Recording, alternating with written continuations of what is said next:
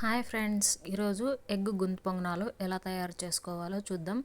ముందుగా కావలసిన పదార్థాలు 4 లేక 5 ఎగ్స్, చిన్నగా తరిమి పెట్టుకున్న పచ్చిమిర్చి, ఆనియన్స్, కొత్తిమీర.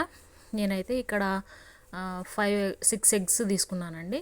మీరు ఒకవేళ చాలామంది ఉన్నారనుకుంటే కొంచెం క్వాంటిటీ ఎక్కువ, ఒక 3-4 ఎగ్స్ ఎక్స్ట్రా తీసుకుంటే సరిపోతుంది.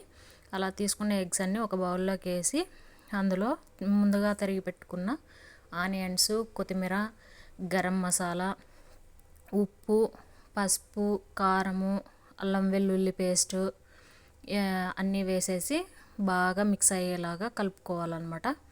ఎందుకంటే అల్లం పేస్ట్ అనేది అంత త్వరగా మిక్స్ అవ్వదు కాబట్టి 4 లేదా 5 నిమిషాల పాటు బాగా మిక్స్ అయ్యే విధంగా కలుపుకోవాలి. ఇక్కడ చూపిస్తున్న విధంగా ఈ విధంగా ఇలా అన్నీ కలిసిన తర్వాత ఒక 2 లేదా 3 నిమిషాలు పక్కన పెట్టేసుకొని గ్యాస్ స్టవ్ ఆన్ చేసి గుంత పొంగనాల పెనం తీసుకొని అందులో కొద్దిగా ఆయిల్ వేసుకోవాలన్నమాట. ఎందుకంటే ఆయిల్ వేస్తే మంచిగా బాగా పొంగుతాయన్నమాట పొంగనాలు అనేవి.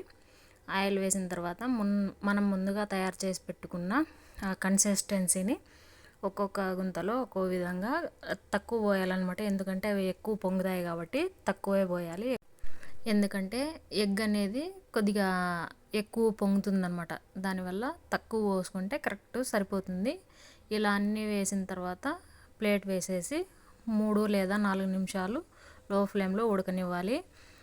మూత పెట్టడం వల్ల కొంచెం ఆవిరికి ఉడుకుతుందన్నమాట. ఇదిగో ఇక్కడ చూపిస్తున్న విధంగా ఇలా వేయించుకోవాలి, గోల్డెన్ బ్రౌన్ కలర్ వచ్చే వరకు. అన్నీ కాలిన తర్వాత వాటిని మరోవైపు టర్న్ చేసేసి మరో 3 లేదా 4 నిమిషాల పాటు లో ఫ్లేమ్లో పెట్టి ఉడికించుకోవాలన్నమాట. ఎక్కువ మంట పెట్టినామంటే త్వరగా మాడిపోతాయి. దానివల్ల లో ఫ్లేమ్లో పెట్టి ఉడికించుకుంటే సరిపోతుంది. 3 లేదా 4 నిమిషాల కంటే ఎక్కువ టైం పట్టదు. ఇలా ఉడికించిన వాటన్నిటిని ఒక ప్లేట్లోకి నీట్గా తీసి సర్వ్ చేసుకుంటే అందులోకి టమోటా కెచప్తో తిన్నారంటే పిల్లలు చాలా అంటే చాలా ఇష్టంగా తింటారండి. ఓకేనా? ఓకే ఫ్రెండ్స్, ఒకసారి మీరు ట్రై చేయండి. మీకు ఎలా కుదిరిందో కామెంట్ బాక్స్లో కామెంట్ చేయండి. మీకు కనుక మన ఛానల్ నచ్చినట్లయితే లైక్ చేయండి, షేర్ చేయండి, సబ్స్క్రైబ్ చేసుకోండి. అలాగే మన ఛానల్ని ఫాలో అయిపోండి. Thank you for watching.